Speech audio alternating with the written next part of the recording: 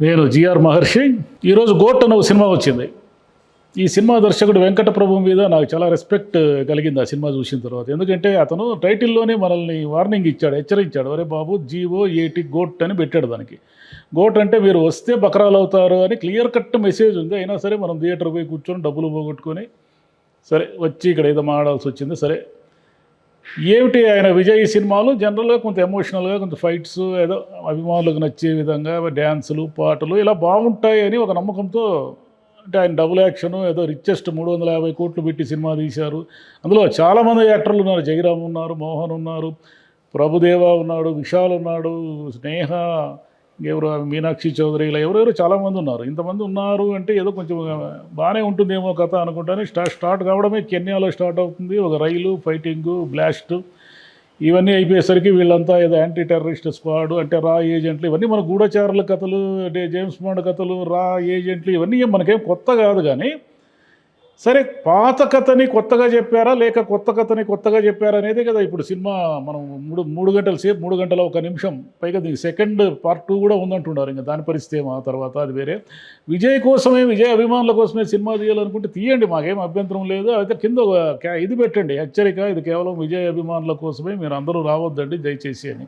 అలాంటి హెచ్చరిక ఏం లేదు కాబట్టి మామూలు సాధారణమైన ప్రేక్షకులు కూడా పోయినారు. ఏం మరి ఈ సినిమాలో కథ ఏమిటంటే ఏమీ కథ ఏం లేదు. ఇది పాతదే. మనం ఎప్పుడో శివాజీ గణేషన్ బంగారు పథకము, లేదా ఎన్టీ రామారావు కొండవీటి సింహం, అంటే తండ్రి కొడుకుల మధ్య సంఘర్షణ, తండ్రి కొడుకుల మధ్య ఏదో ఒక డ్యూటీకి సంబంధించో, లేదో ఒక మంచి చెడుకు సంబంధించిన గొడవ ఇదంతా. అంటే దీంట్లో నేనేమి స్పాయిలర్ ఏం చేయడం లేదు, కానీ అది ఇద్దరు ఉన్నారంటేనే మీకు అర్థమైపోతుంది వాళ్ళ తండ్రి కొడుకులు, వాళ్ళ మధ్య ఏదో సంఘర్షణ అని. సినిమాలో కొంత అంటే ఈ గూఢచారి అంటే వాళ్ళ ఏజెంట్ల జీవితము, వాళ్ళ రిస్కుల్లోకి వెళ్ళడము, వీటితో కొంత ఫ్యామిలీ లైఫ్ని కనెక్ట్ చేసి ఒక దశలో సినిమా కొంచెం పైకి లేచినట్టే అనిపిస్తుంది.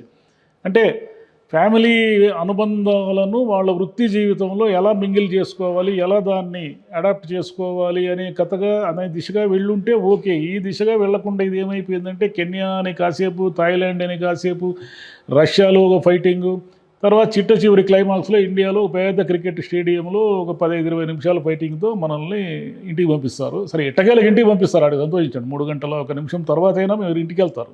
అదొకటి పాజిటివ్ పాయింట్ దీంట్లో. ఎందుకంటే అక్కడే మనం పడిపోకుండా. ఏమి ఈ సినిమా గురించి మనం ఏం నెగిటివ్గా చెప్తున్నామంటే నెగిటివ్ కాదు.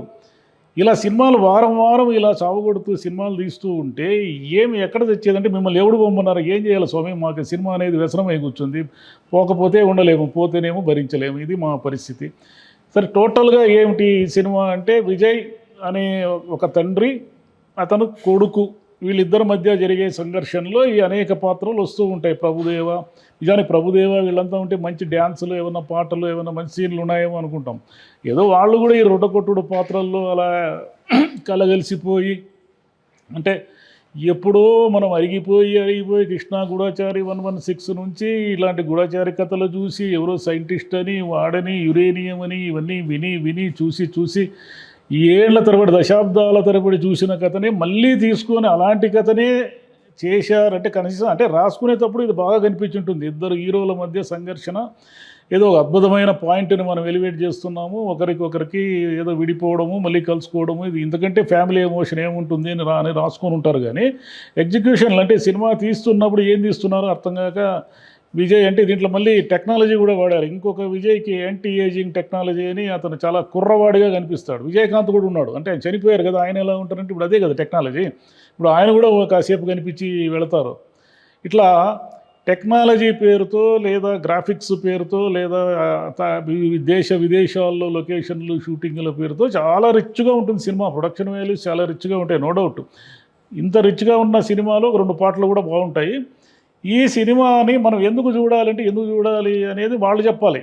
ఆ సినిమా తీసిన వెంకట ప్రభునే చెప్పాలి. ఎందుకంటే గోట్ అని పెట్టి నేను హెచ్చరించాను కదా, మీరు మళ్ళీ ఎవడు రమ్మన్నాడు మిమ్మల్ని సినిమాకి, మీరు సినిమాకి వచ్చిన తర్వాత మళ్ళీ నా గురించి నేను సినిమా బాగా తీయలేదని మీరు అనడం వల్ల ఏమన్నా అర్థం ఉన్నదా? నా పద్ధతిలో నేను సినిమా తీసుకుంటూ వెళ్ళాను, ఇది కథ, ఈ కథను నేను ఎగ్జిక్యూట్ చేశాను, ఏదో ఎమోషన్ పెట్టాను, తండ్రి కొడుకుల సంఘర్షణ పెట్టాను, మీకు కావాల్సిన ఫైటింగ్లు ఉన్నాయి, గన్లతో కాల్చుకుంటాము, తర్వాత మెట్రో రైల్లో చేజింగ్లు ఉన్నాయి, ఇవే కదా. ఇంకా మాస్క్ ఇంతకంటే ఏం కావాలి. ఈ సినిమా కూడా నచ్చితే గ్రేట్.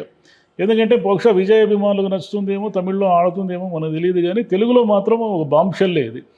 తంగలాన్ సినిమా వచ్చిన తర్వాత తమిళ వాళ్ళు ఇంత బాధ ఇస్తున్నారు సినిమాలని ముచ్చట పడినాము. నెక్స్ట్ వీకే అంటే ఇంత వారం 10 రోజులు ఏమైంది, వెంటనే ఒక బాంబు వదిలారు, విజయ్ పేరుతో ఒక బాంబు వదిలారు.